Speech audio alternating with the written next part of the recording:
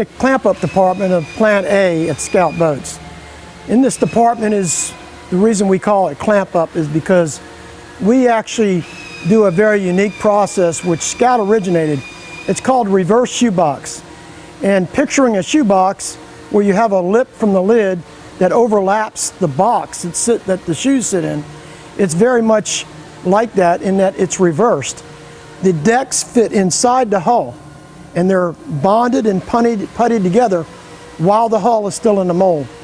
What this enables us to do is to build a unitized piece that the deck and the hull become one. And it also keeps the shape of the hull as true as it possibly can be based on the hull that's laid up staying in the mold.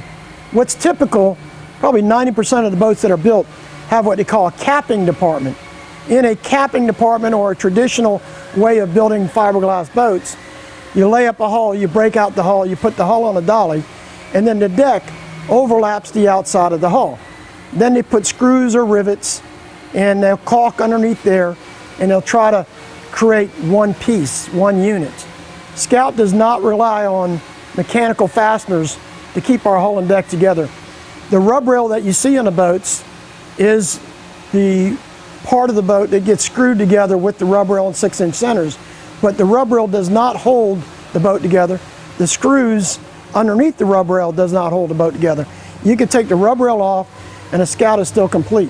On this particular boat we're looking at, it has just been foamed. It's in the evening, and what we do is we inject foam while this boat's still in the hull mold.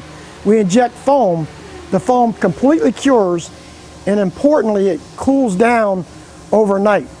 When boats are foamed out of the mold, as the foam heats up and as the foam cools down, it loses its dimensional stability, which many boats you may see that the hulls are wavy or the bottom is wavy. That's because of the process of foaming out of the mold.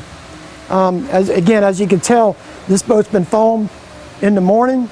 They will break this complete boat out of the hull mold and it'll be complete. You can put a motor on the back of it and you can run it.